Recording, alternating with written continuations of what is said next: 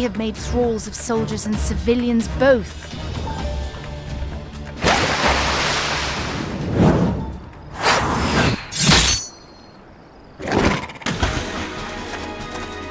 Did I miss much?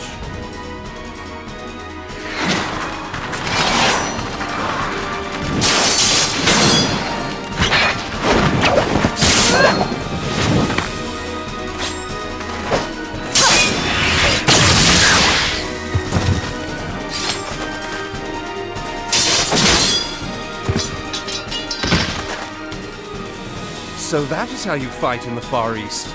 Mental note, pick no quarrel with Domans. But seriously, if I am to keep up, I must needs forsake elegance for efficiency.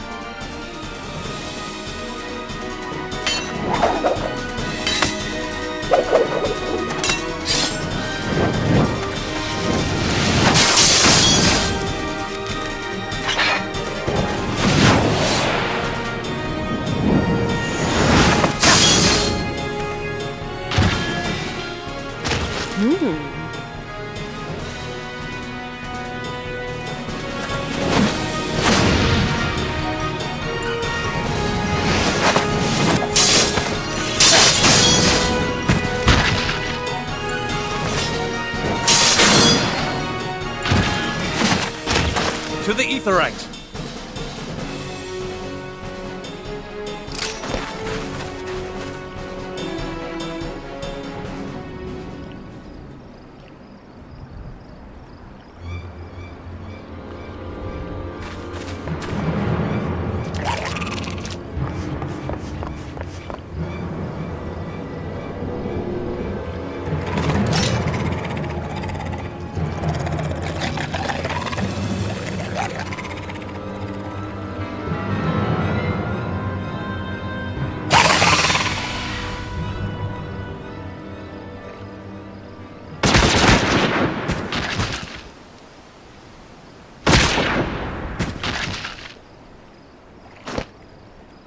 You'll forgive me my lateness.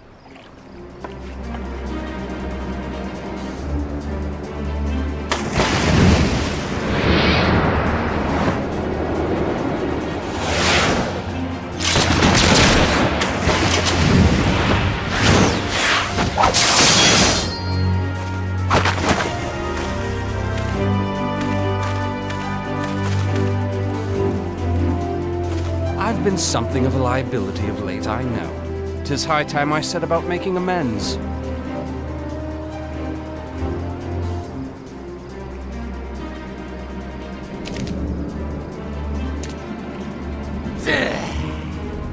Long have you shriveled swordwalkers tormented our kind.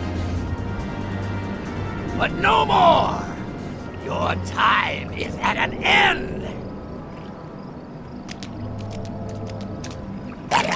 You shall perish with salt in your wounds and sea in your lungs.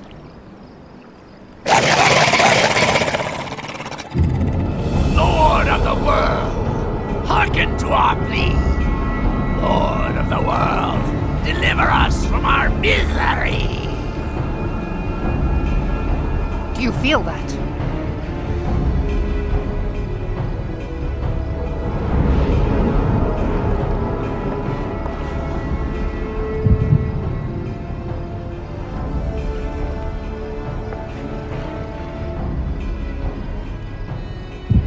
I know this sensation. It's the echo. What?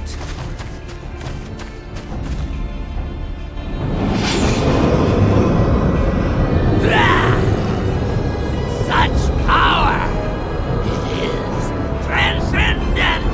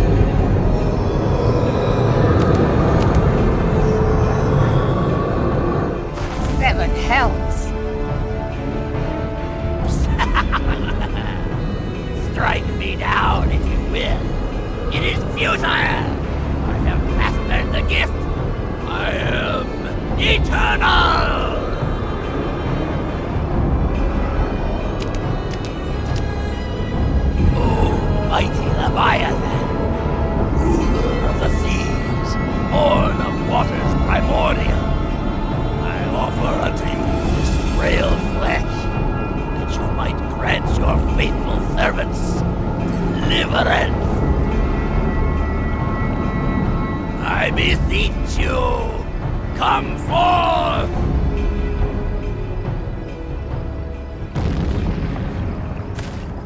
Die, damn you!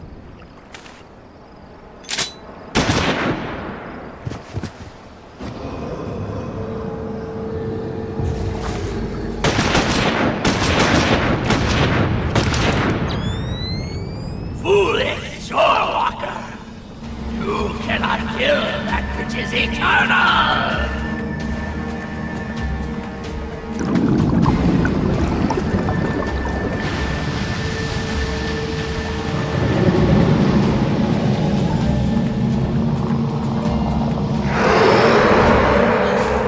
Heavens forfend.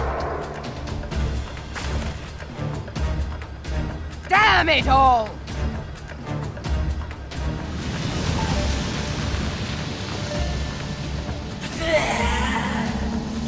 My being ebbs away. But it should by right be infinite.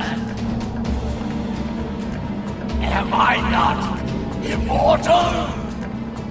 Curse you, emissary! You promised me everlasting.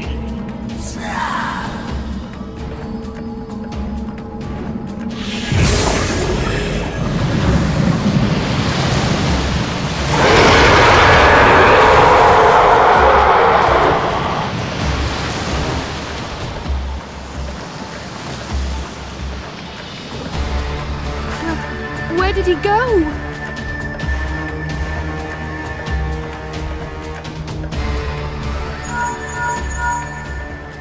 What say you? Nary a single ship? Hells take that sea demon! Gather the survivors and get to shore. Leave the wrecks for the pirates.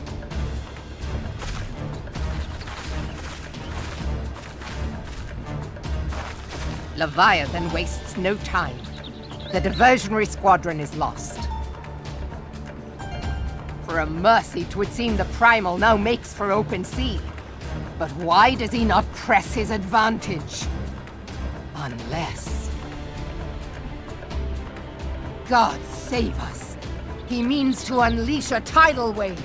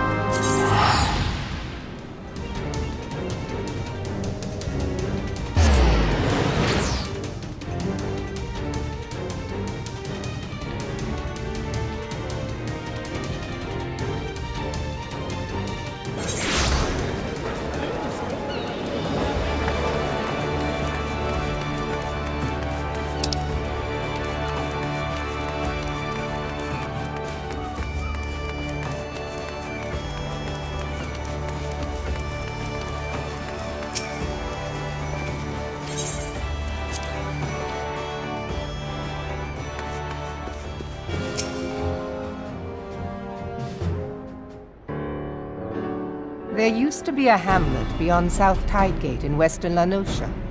Halfstone, 'twas called. Some years prior to the Maelstrom's founding, Leviathan rose from the briny depths and set about unleashing watery hell upon us. On that occasion, the company of heroes put him down before he could do too much damage. But when the bastard came next, this time in the wake of the calamity, we were not so fortunate. Weary of ravaging our shoreline, he summoned a tidal wave which fair leveled Hearthstone and washed the soil away for good measure. The area was subsequently occupied by the Sahagin.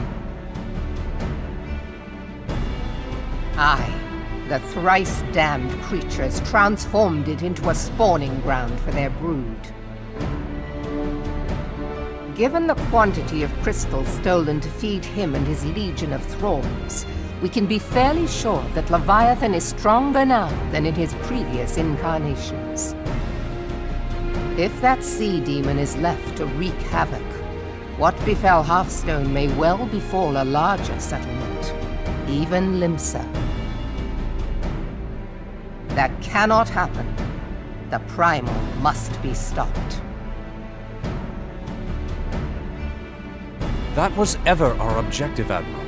But how are we to achieve it? The sea is Leviathan's uncontested domain. The ships of the 3rd Squadron could not close to within 100 yalms of the Primal, nor could their cannons pierce his defenses.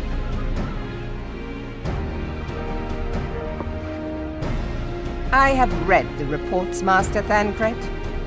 Our warships may as well have been bloody pleasure barges for all the good they did. 7 hells! Is there no way that we might strike back? The company of heroes defeated Leviathan, having first lured him into an inlet, but we must needs contend with him upon the open sea. It will avail us little to consult past experience.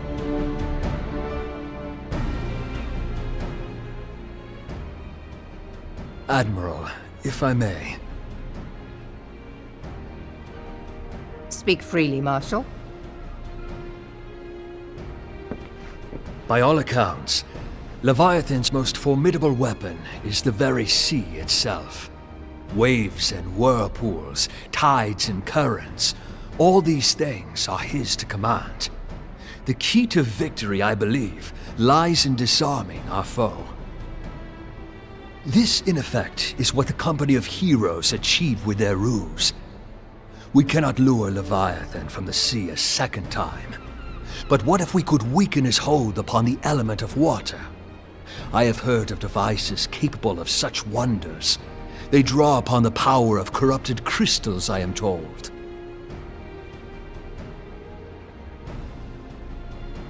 If mounted upon a ship, such a device might be used to prevent Leviathan from bringing the full force of the sea to bear against us, rendering him no more dangerous than any other sea serpent. Of course! Sid built a similar device to grant the Enterprise safe passage through Garuda's Tempest, did he not? Begging your pardon, my lady, but to give credit where it's due, this is something I heard from an old arcanist friend of mine. It makes little difference who thought of it first, so long as it works. Beg the specifications of this device from your friend, and I shall pass them on to our people at Naldic and Vermelis. But before we proceed any further, I would voice one concern. Piercing Garuda's defenses is one thing. Suppressing Leviathan's attacks, quite another. In matters of science, I am as a babbling babe, but I cannot well imagine that such a feat would be possible without a veritable mountain of corrupted crystals. The question being, do we have a ship big enough to bear such a burden? Mayhap not, Admiral, but 2 might. Recall you the tale of Mistbeard's greatest haul? It is said that he lashed 2 ships together, side by side, the better to bear his plunder. By your leave, we might attempt to repeat the trick. The gods know it would be quicker than building a new vessel. Mistbeard did this. Truly, Marshal, upon the subject of the Pirate King, you are as a scholar. Now, from what I have gleaned of these matters, the device will need to be in close and constant proximity to the target. To wit, we must lash our twin vessel to Leviathan. This in itself will be no small feat. Ramming speed will be required, but given the weight of the cargo, that will only be attainable with the aid of a towing vessel.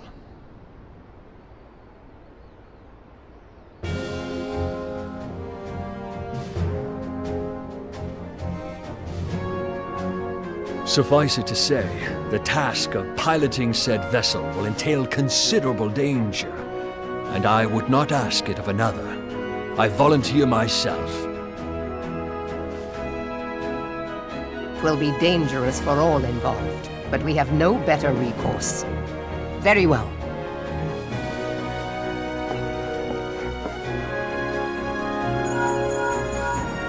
Commodore, assemble the remnants of the fleet at Morabee Bay. Give priority to our soundest vessels. The repairs can wait.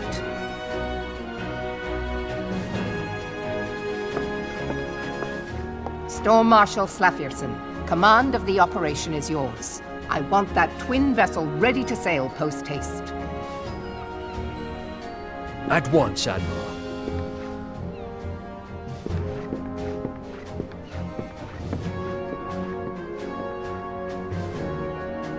And then there is the small matter of slaying the beast. The fate of Limsa Lominsa rests upon your shoulders once again. Go well, warrior of light.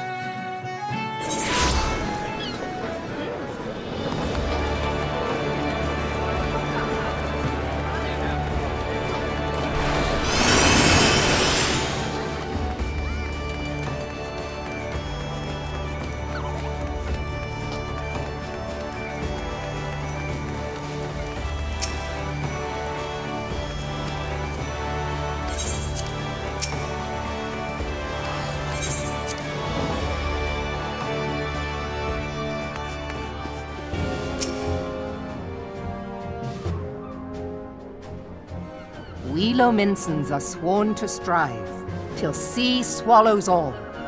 And swallow all it would have had Leviathan prevailed. That we still strive now, we owe in no small part to you. Not for the first time, you have delivered Limsa Lominsa from the wrath of a primal. Never has our nation known a stouter ally. On behalf of my people, I give you my humblest thanks.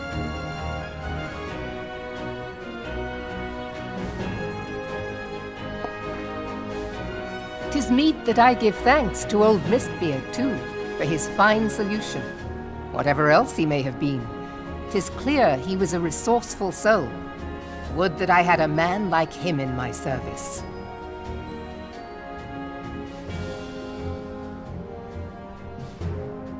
Before I set foot in these lands, I had no inkling that the people of Eorzea contended with such mighty foes.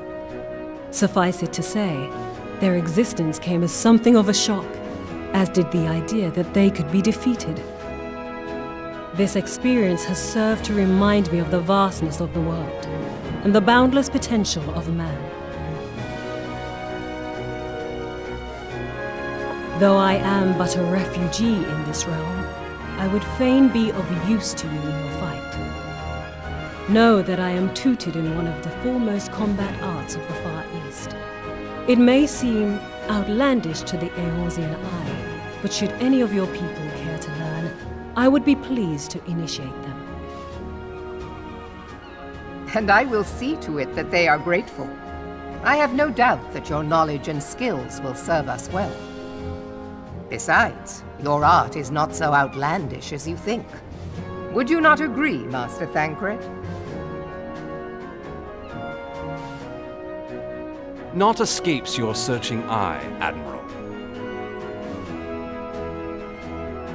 Few are privy to this information, but Limsa Lominsa is home to a certain secret fraternity. Its members are trained in a form of combat not unlike your own. By my judgment, it should not be beyond such individuals to adapt to the techniques I witnessed you employing with such admirable deftness. I am heartened to hear this. I too noted a kinship between your style and mine own, though it seemed to me that you fought differently in the beginning. I suppose I did. What can I say? I'm a man of many talents. Though you may labor to believe it, Thancred was once something of a scoundrel who fraternized with the criminal class in these parts. Yestola! You jest, of course.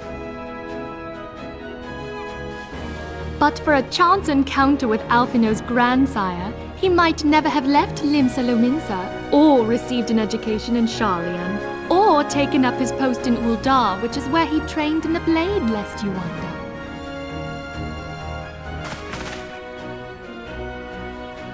Minfilia, please! It would seem there is more to you than meets the eye, Master Thancred.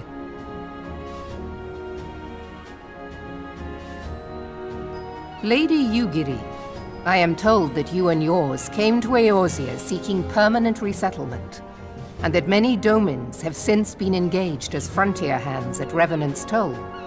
Moderna is many things, but a place of refuge it is not. Know that I would like nothing better than to furnish your people with a new home here on Lominsan soil.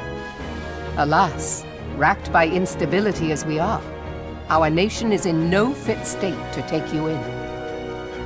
Yet I'll not have it said that we turned a blind eye to your suffering. Until such time as we can do more, I pledge to send provisions. We are in your debt, Admiral. I realize that it scarce qualifies as repayment, but if it please you, I shall set about sharing my martial knowledge with your people at once.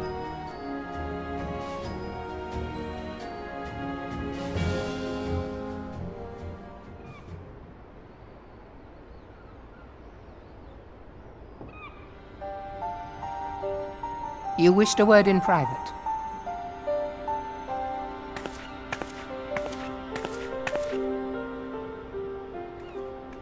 The better not to spoil the festive mood.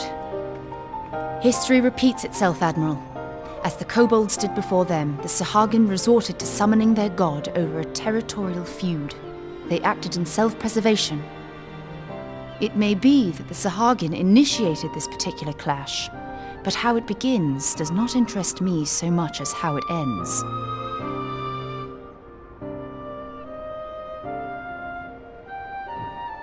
I have not forgotten our conversation, Y'ashtola. I am aware that man bears part of the blame for the Primal's existence. Nor am I ignorant of the Sahagins' reason for acting. They sought to secure a place to breed and multiply that their kind might survive. Self-preservation, as you say. But we have as much right to live and thrive as they. If our own survival is threatened, are we to lay down our arms and welcome oblivion? Nay. And so you kill, that you might live.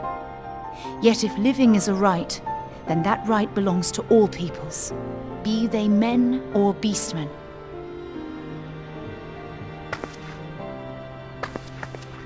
I'll not deny your reasoning. But when a storm gathers, it falls to me to see my people safely through it. That is my duty, and I shall do it.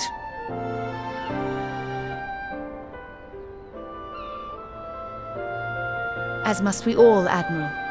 Stay the course, then, but know that it will lead to no good end.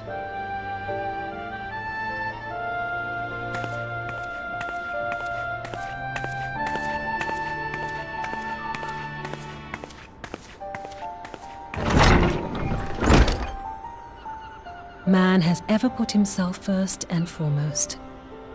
To justify his actions, he clads himself in the armor of righteousness, though it be a fancy of his own making. In this, mayhap the Garleans and we Domans are not so different.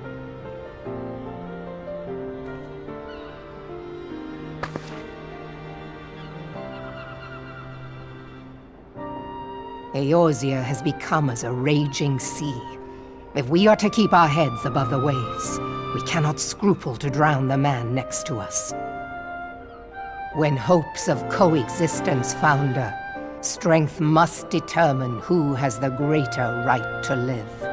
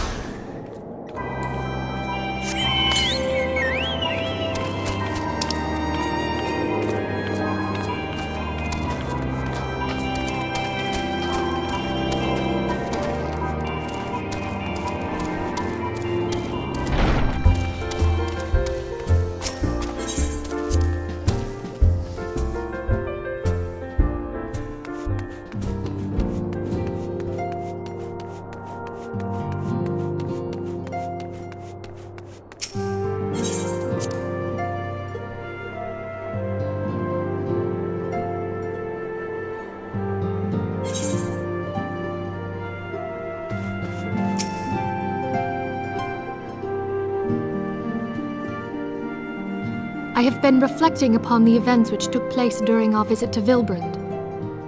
If you have a moment, I would share my conclusions with you. Please, bear with me. When the Sahagin Elder summoned Leviathan, he employed the power we have come to know as the Echo. Though I cannot well explain the how of it, it would seem he became immortal in so doing. When the Admiral subsequently slew him, his spirit emerged from his lifeless flesh, a consciousness shorn of physical form. Thus transfigured, he took up residence in the body of his minion with the ease of a man donning a favorite glove. Long have I known that the Echo allows one to pass through the walls of a man's soul. But never did I imagine that it could free us from our own flesh, nor less that our souls could then occupy the next corporeal vessel to take our fancy. It was of this that Elidibus spoke, an existence which knows neither cessation nor oblivion. And yet, though the Sahagin had mastered his gift and thereby become immortal, he was by no means invulnerable. As we both bore witness, he was ultimately absorbed into Leviathan. And the import of this observation? If the Ascians' mode of existence is indeed the same, it can be inferred that they too are not invulnerable, that they can be destroyed. There exists a legend which tells of souls who are reborn upon the cusp of each umbral calamity, that they might stay the encroaching darkness. To most, it is but a fairy tale, yet recent events have given me cause to wonder. Could the legend in fact refer to the Echo? Much and more yet remains unknown, but I am confident that all will become clear in time. For the present, however, what matters is that the key to defeating the Ascians may at last be within sight. With Urianger's aid, it is my hope that I shall fathom this matter ere long.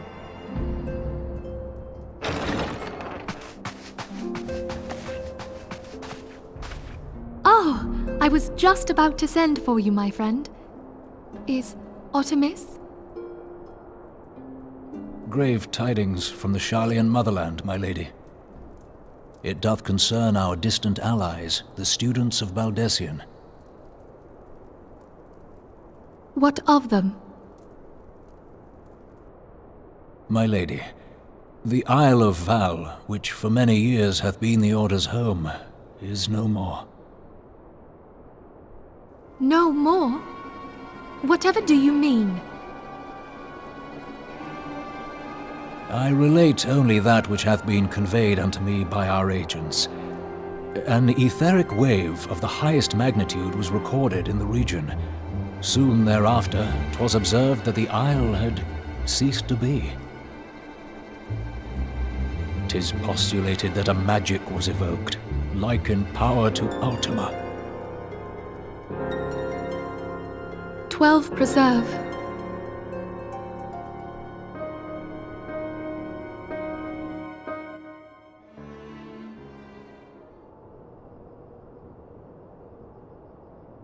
If there are no other matters, I move that today's meeting be adjourned.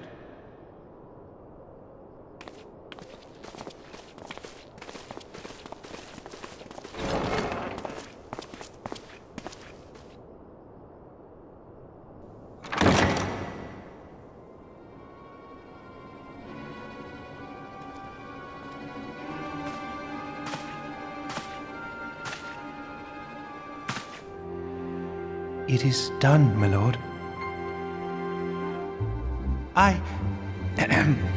Forgive my impertinence, my lord, but these orders, I am uncertain as to what end they serve.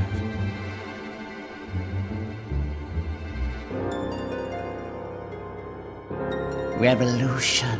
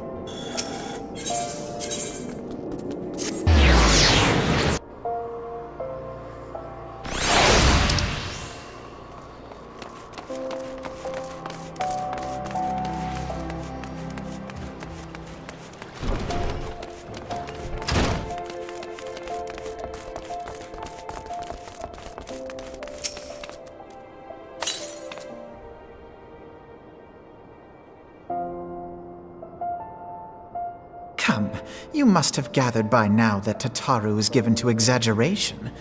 As you can see, I am quite well. Ul'dah, on the other hand, is not. This riot was anything but an isolated incident. There is a restlessness in the air. Tensions long simmering are at last threatening to boil over.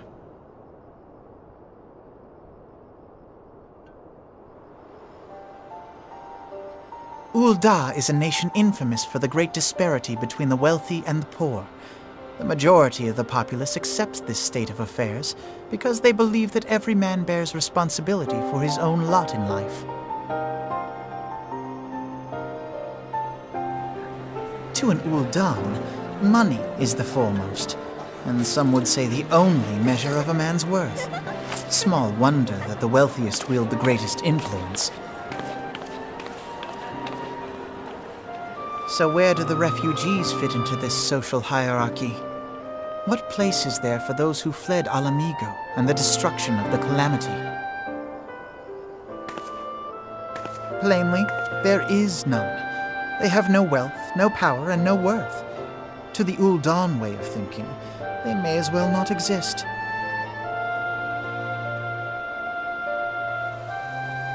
Choosing to ignore their existence, however, is patently not an option.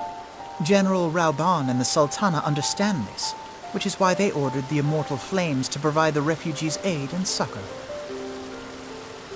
Yet none would dispute that the expenses incurred by this policy grow by the day, with no end in sight.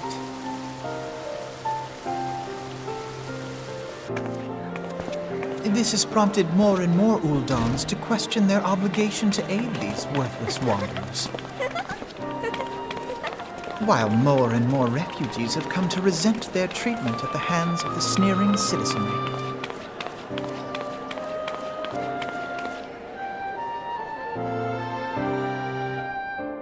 The manner of Lord Lolorito's refusal to grant the Dolmens asylum bespoke a disdain for all refugees, an attitude shared by the rest of the monetarists. And you may be sure they make no effort to conceal their opinions. It was only a matter of time before the refugees united in protest, nor is it any surprise that some among them would ultimately resort to violence.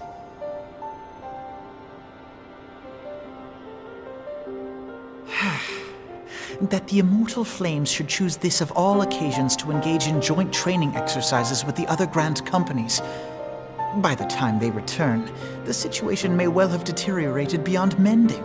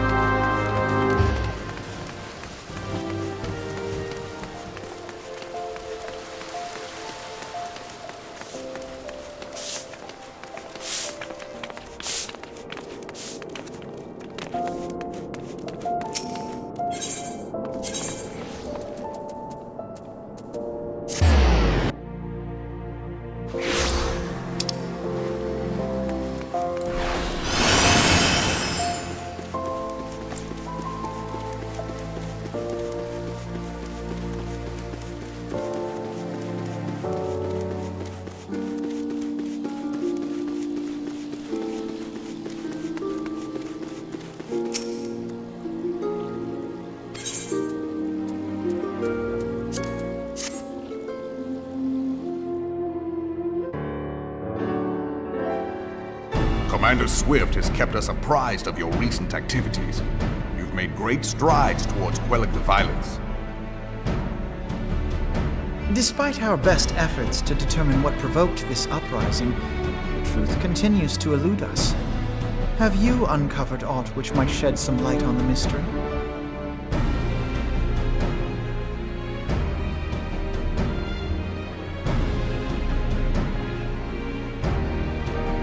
This information does not leave this room.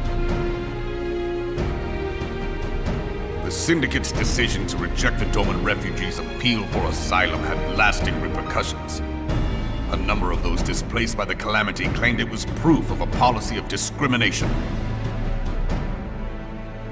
Together with a group of Alamegan refugees, they organized a series of demonstrations to protest against the Sultanate. Demonstrations which became heated, but did not descend into violence. Until a certain incident served as a call to arms. A unit of brass blades sent to supervise a demonstration loosed arrows upon unarmed protesters. It was this atrocity which prompted the refugees to take up arms. I need not tell you what followed. We assumed at first that the attack was born of a miscommunication. When emotions run high, they happen. But suspicions were raised regarding the unit's commanding officer, whom I ordered interrogated. Sure enough, our fears were soon confirmed. The dog confessed that a merchant had offered him coin to give the order. A merchant in the employ of Teleji Adeleji. Teleji Adeleji. But he spoke in favor of the Doman's cause, and has ever seemed sympathetic towards the refugees' plight. Why would he do such a thing? Know you of the Cartano Reclamation Bill? It is a proposal to annex the Cartano Flats so that refugees may establish permanent settlements.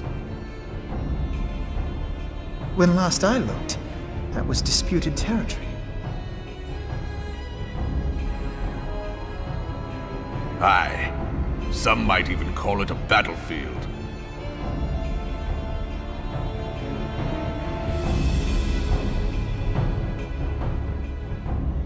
The destruction wrought by Bahamut was greatest at the Cartano Flats.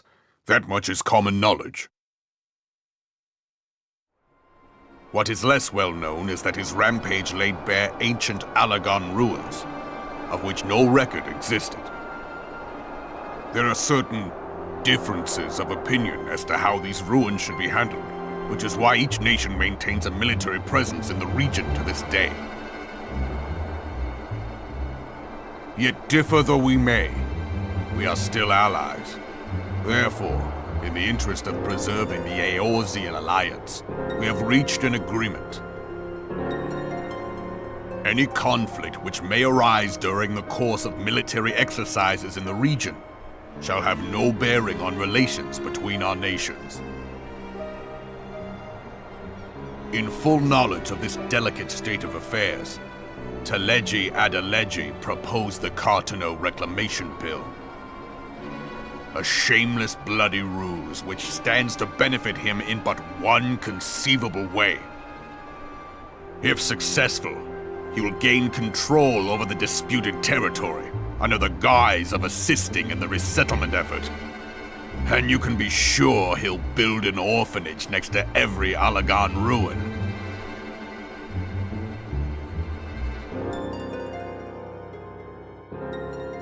Would threaten the unity of the Eorzean alliance and risk countless lives for personal gain. He walks a path all his own, independent of any faction and beholden to none of his fellows on the Syndicate. By inciting the less fortunate to violence, he hopes to convince others that the Cartano Reclamation Bill is the only viable solution. His sympathy for the plight of the Domans was not but posturing to gain credibility with the refugees. Of that there can be no doubt.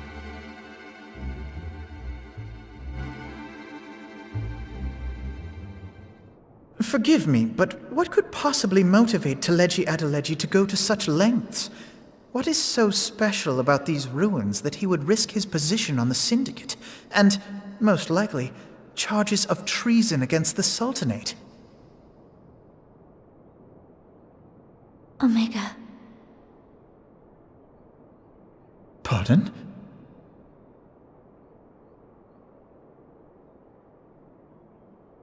An Oligon monstrosity, not unlike the Ultima weapon. Mayhap larger, we know not. It has yet to be fully excavated. Oligon inscriptions indicate that it was created to fell Bahamut himself. If accurate, it might explain why Nail Van Darnus chose to bring the Red Moon down upon the Cotonou Flats.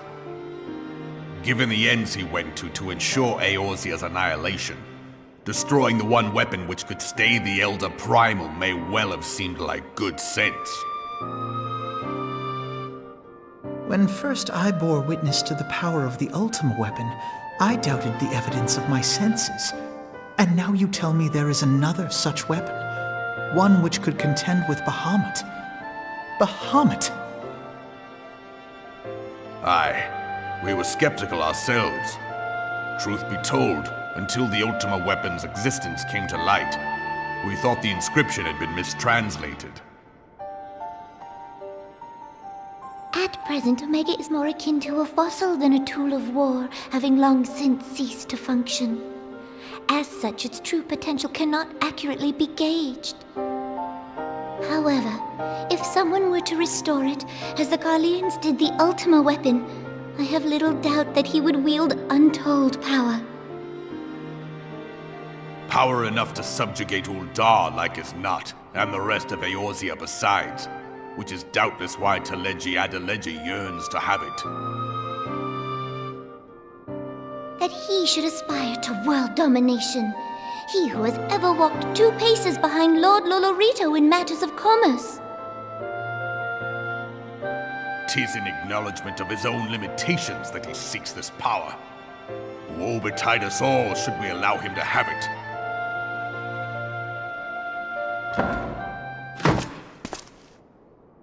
Pray waste no time chasing rats. Only a fool would believe that secrets can be kept in Uldar. It would seem the implications of the Sultanate's refugee problem are rather more far-reaching than we assumed.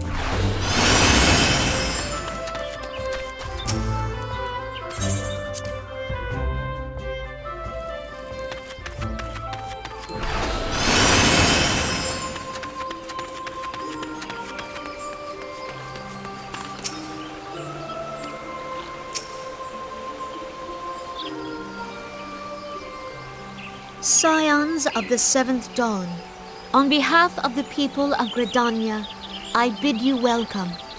Your presence is of great comfort to us all in these days of uncertainty. I summoned you here to share tidings of a most urgent nature. But a short while ago, the great elemental spoke, and his voice was clarion in its intensity.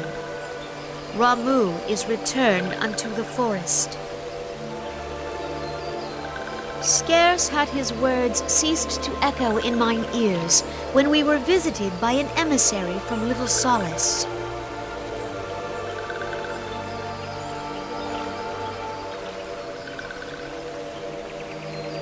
Our guest informs us that the sylphs too have sensed the presence of the Lord of Levin. Though his exact whereabouts remain unknown, we may safely assume that the primal was summoned within the heart of the Sylphlands. Unlike the other primals you have encountered, Lord Ramu is no raging avatar of destruction. He is revered as much for his wisdom as his strength, serving as both arbiter and guardian to his children. Given that we and the Sylphs found a way to share the Twelveswood, it is my hope that this sagely immortal will be amenable to reason, and that conflict may be avoided. Blessed as you are with the power of the Echo, you are one of the few among us who may commune with a primal without fear of influence. I would ask, therefore, that you represent us in this most delicate of negotiations. The Twelveswood has suffered enough. Upon this, we and the Sylphs, and I would venture Lord Ramu himself, are in perfect accord. Let us not endanger our shared home by engaging in unnecessary hostilities. Dear friend, I beseech you, safeguard the peace which exists between our peoples.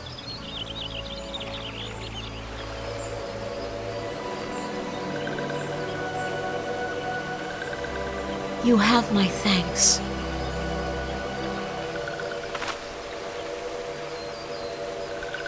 Pray make for Little Solace, then. A member of the Order of the Twin Adder awaits you there. He will advise you on how to find the Lord of Levin.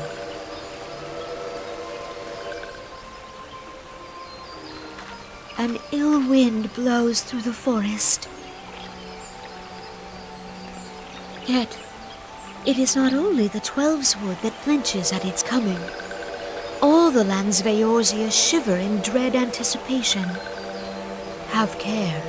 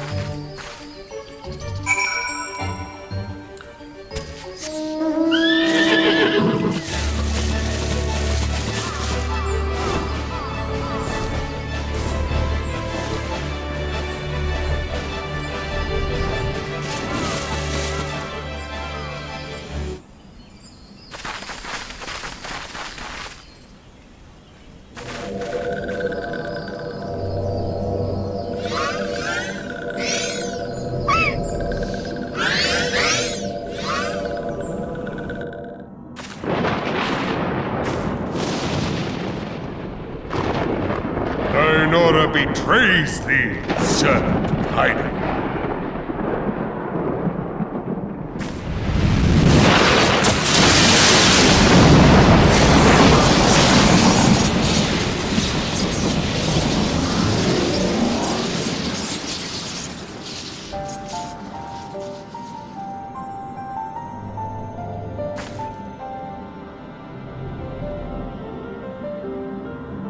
Thou art the bringer of light, bane of Ifrit, Titan, Garuda, and Leviathan.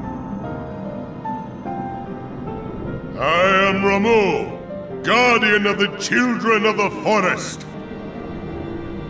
Thou tramplest upon sacred soil, bringer of light. By what right doth man intrude in this sanctuary of the sylphs?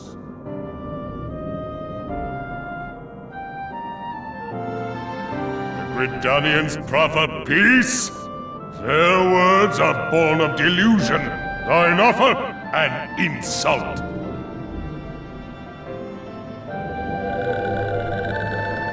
Thou speakest of harmony, yet carest naught for my children's desires.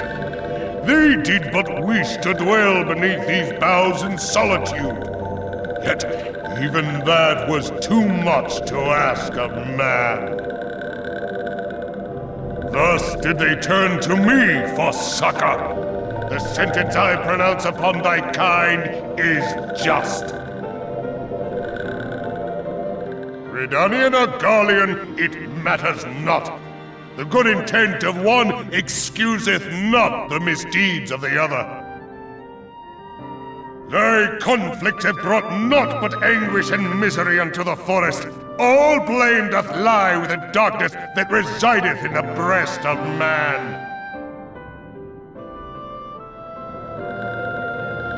Whence sprung this calamitous seed? In the beginning no such duality existed, for light and dark given form when man was born. It would explain much, not least why strife and sorrow follow ever in thy wake. Thou canst not deny the urgings of thine own nature.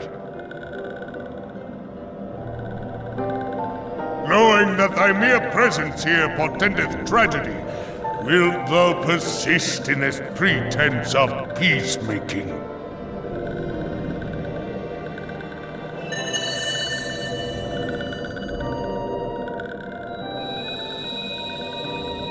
Thou bearest the crystal which I bestowed upon my wayward charges, that they should entrust so precious a gift to thee. Thou standest apart from thy kin. Thou art the bringer of light, aye, but there is something more in thee. Very well.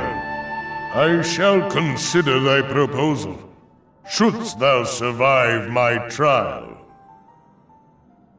If thou wouldst champion the cause of harmony, I must have proof that thou art fit to play the role. Wither mine ire, and prove to me thereby that thou hast strength enough to stay the darkness which threateneth to consume thee. Yet if thou shouldst be found wanting, know that all men shall perish in the storm of my judgment.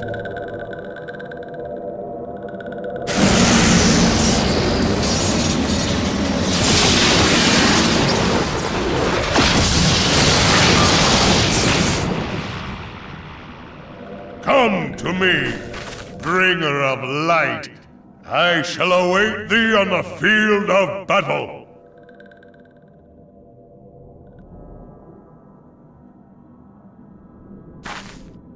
Urianger, it is rare indeed to find you so far from a tome.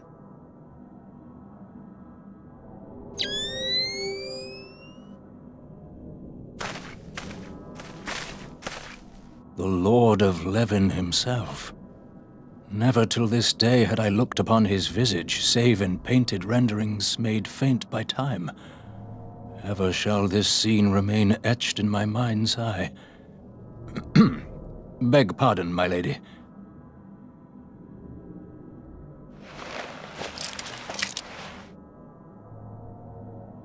I must beg thine aid on a point of research. If thou art resolved to face Lord Ramu, I would ask thy leave to observe the event.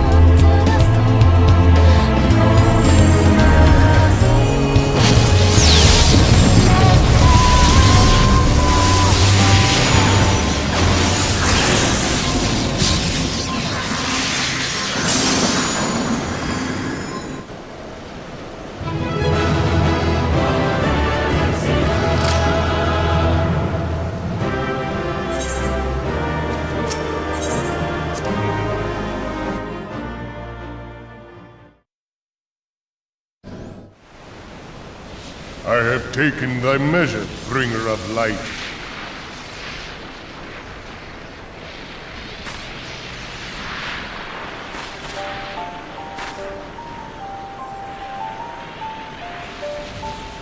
And I judge thee a worthy champion. The task of excising the sin that hath taken root in man's heart is thine. Shrink not from employing thy strength in service to the forest and the wider realm beyond. Like hungering shadows do the enemies of harmony gather, and meekness will but feed them. If man is to be delivered from the dark, it shall be by thy guiding light alone. Stray not from the path, for if thou dost, thy people shall be truly lost.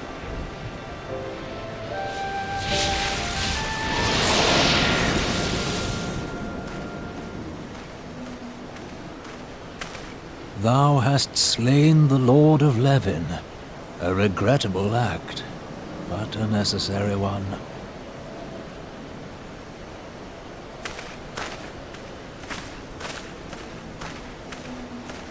In witnessing thy struggle, a truth hath been revealed unto me. If I mistake not, it may yet prove a chink in the eternal armor of the Assyrians. But let us conclude our present business. I shall expound upon my findings at the Rising Stones anon.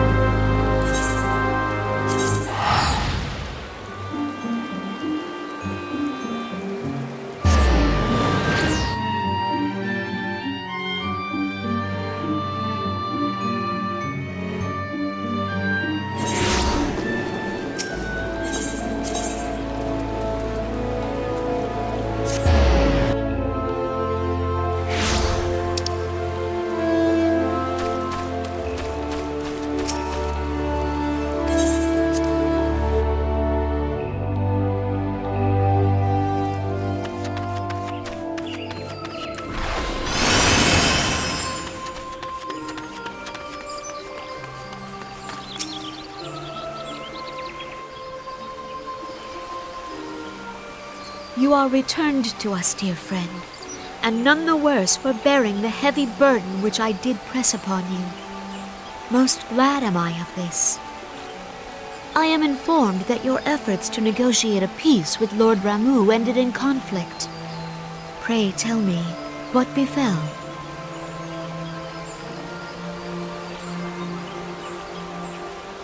Ramu made trial of you? I fear there is truth to his claim. It is the darkness within us that attracts the darkness without.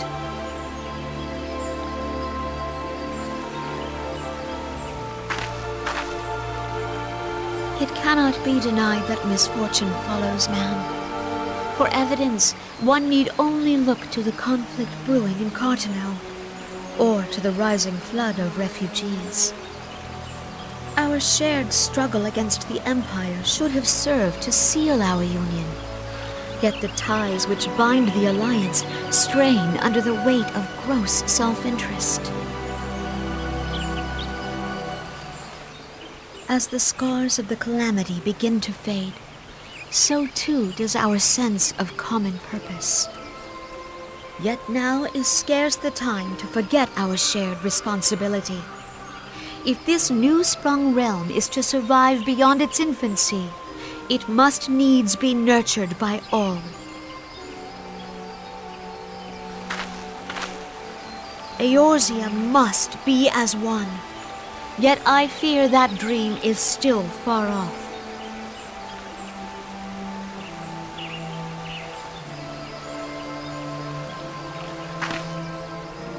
On behalf of the people of Gridania and the elementals both, I thank you for all that you and your fellow scions have done. Full oft have I been compelled to look to you for aid of late, and offered all too little in return. As leader of this nation, I shall endeavor to prove a more worthy ally to your cause henceforth.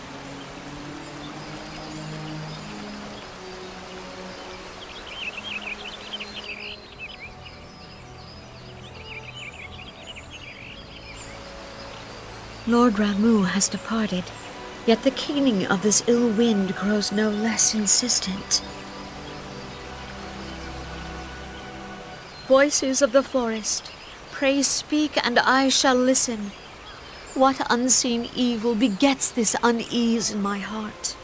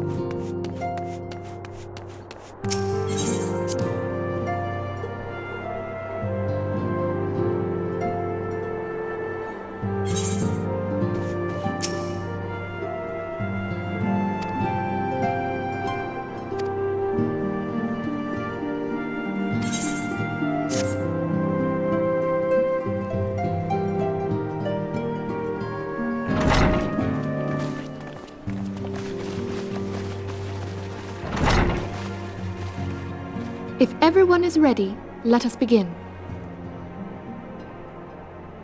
Urianger, the floor is yours.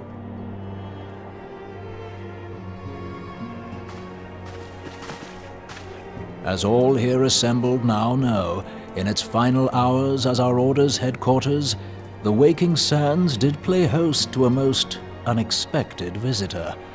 I speak of the Ascian clad in white, Elidibus.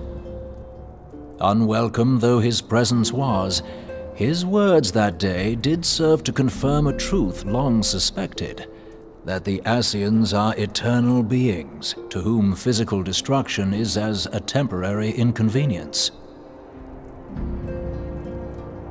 In the intervening time, Urianger and I have striven to discover a means by which the Ascians might more permanently be slain. And 'tis my belief that we have found the thread that will allow us to unravel the twisted skein of their existence. In the moments prior to Leviathan's most recent manifestation, the Sahagin elder who summoned him was observed to undergo some manner of ascension. The etheric readings taken by Y'shtola at the time of this transfiguration have proven most enlightening. The disruption to the flow of ether was sudden and dramatic. So tangible was the agitation, I scarce had need of my goggles. The significance of Y'shtola's readings might better be understood in the context of mine own. taken at the instant of the Lord of Levin's demise. Unlike the primal, the Sahagin was not subject to etheric dissipation. Before discussing our new discoveries, it may benefit us all to recall what we know of etheric behavior.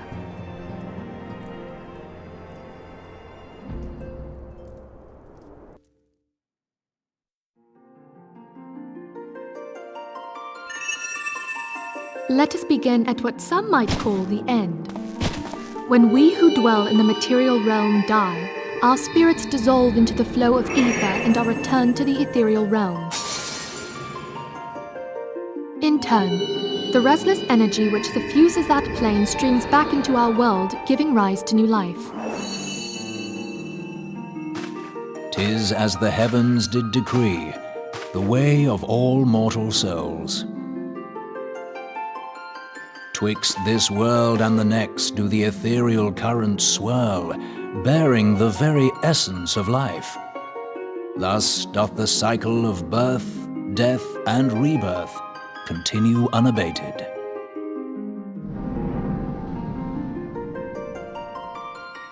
Primals behave somewhat differently.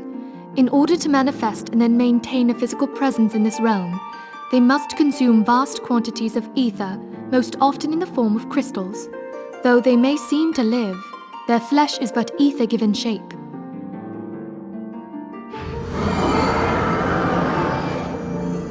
Thus, a defeated primal leaves behind no broken corpse.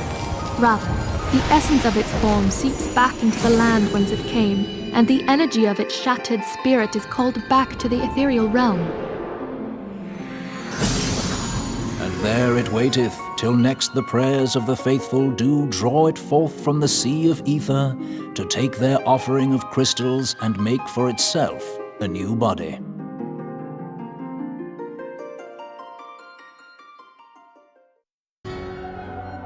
Which brings us on to the third group, the so-called immortals.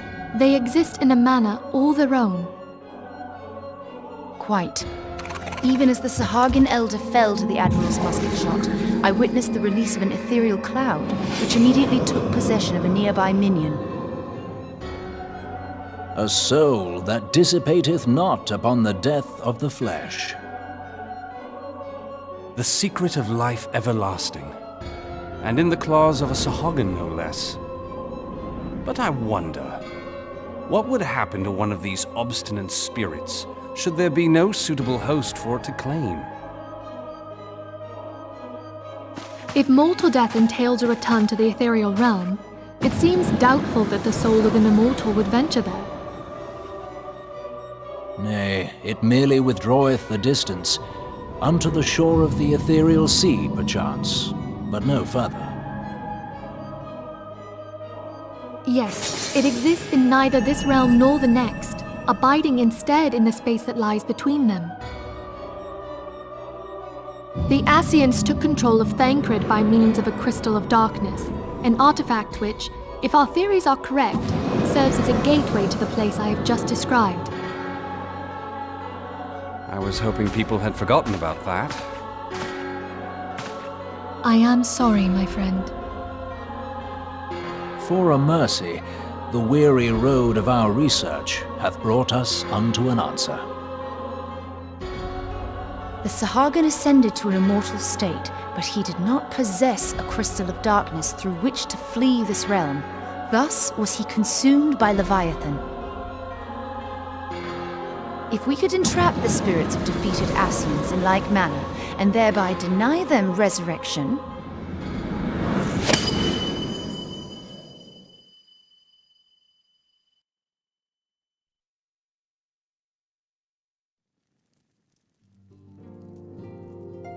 therein lieth the path to victory. Thou art most perceptive, my lady. Only when we have trapped the bodiless soul within an ethereal prison can we hope to defeat its unnatural constancy. Thus might even an eternal paragon be consigned to oblivion. These feats are, of course, far easier said than done.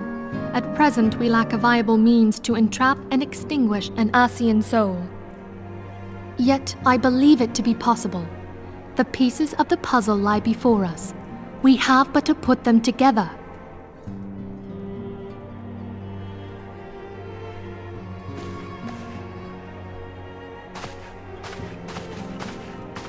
I will depart at once to convene with the sages of Sharlayan.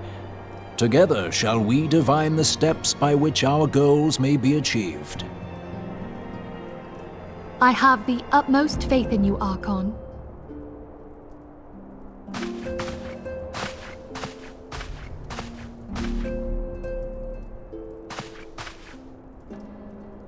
Beg pardon, antecedent, but I would raise one final matter.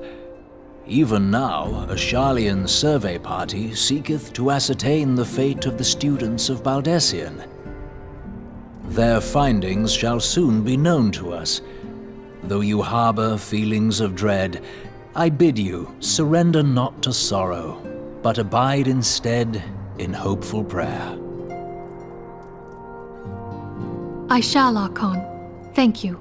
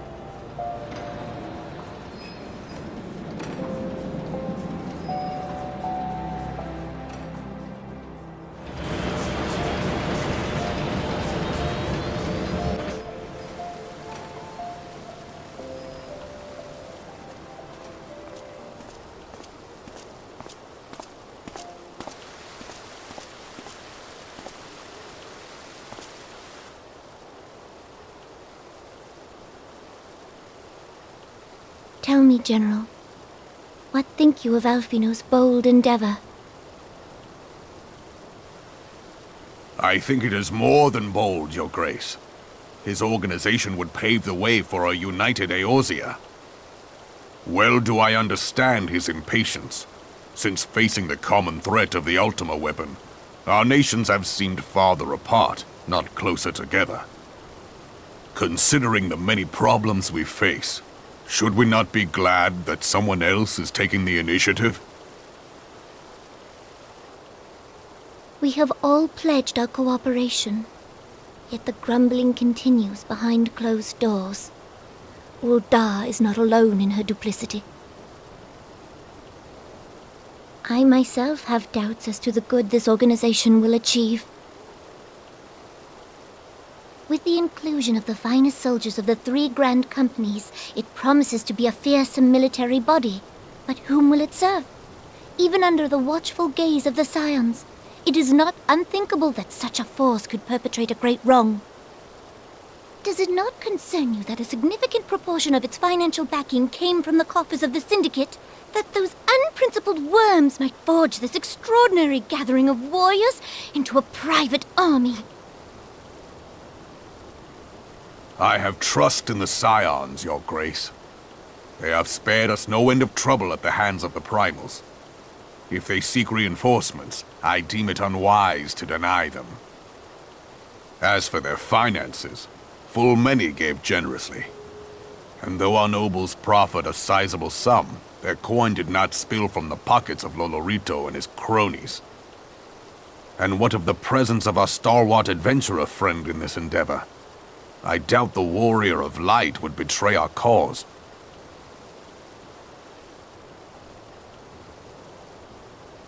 Yes, there is that, I suppose. Yet I have known people to change. Whether we will or no, the events of the age hurl us this way and that, like a dust devil skipping across the sands.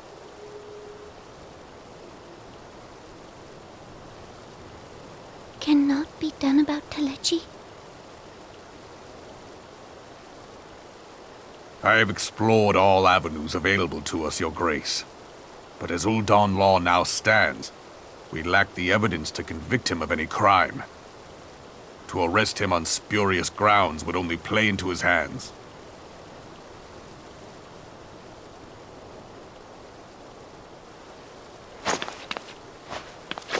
He has all but committed treason, and yet we can do nothing?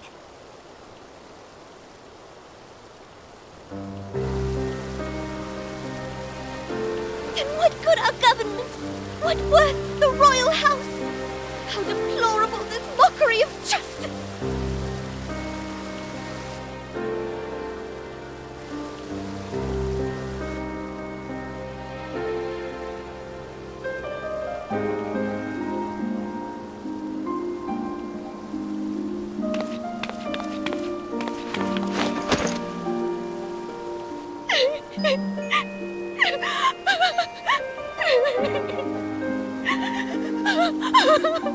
Have faith, Your Grace.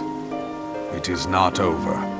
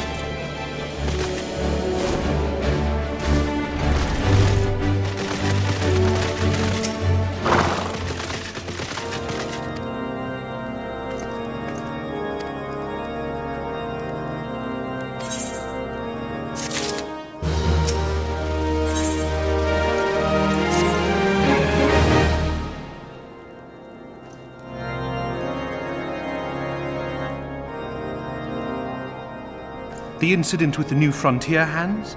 No, you need not elaborate. I have been following their progress with no small amount of interest. Brave men and women all. They do our nation a great service. The existence of a fortified outpost in Mordona will do much to dissuade the Empire from trespassing on Kurth's soil.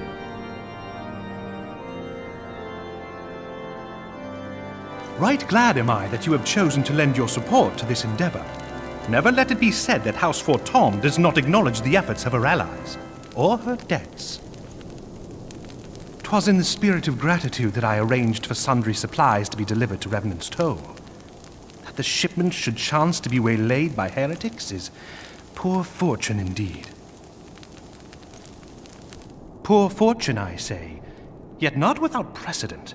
If you would know the truth of it, these incorrigible villains grow more organized with each passing day. This new unity of purpose we attribute to their leader, the Lady Iceheart. But though I have devoted significant resources to the task of identifying this woman, we have yet to learn so much as her birth name. What we do know is that the heretics speak of Iceheart in reverent tones, and would gladly embrace death rather than betray her. Such loyalty is rare indeed, and I fear to imagine what so committed a collective might achieve.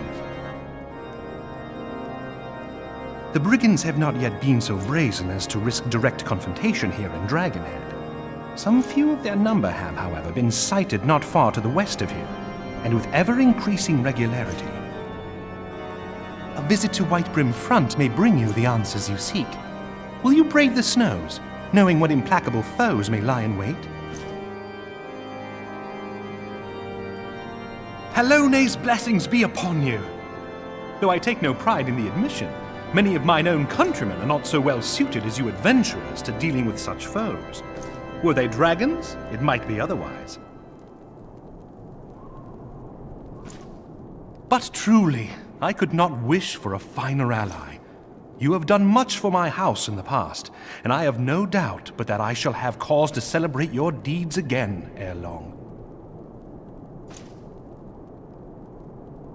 Should you learn aught of value, pray return to me forthwith. A warm hearth and a warmer welcome shall be waiting for you.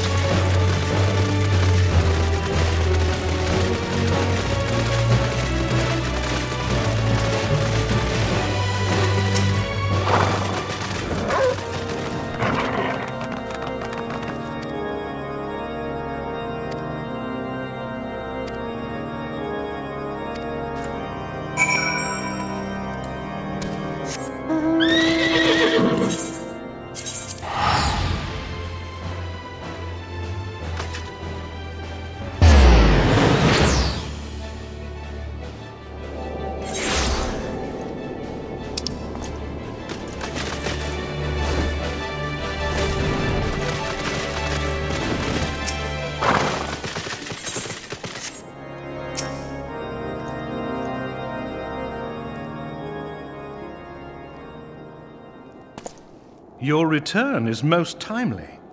Of their own accord, my thoughts had turned to your task and the progress thereof. I confess, my imaginings tended toward the grim and bloody.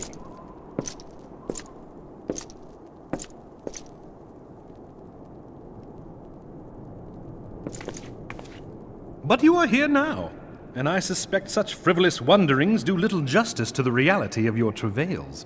Tell me, what did you learn of Iceheart?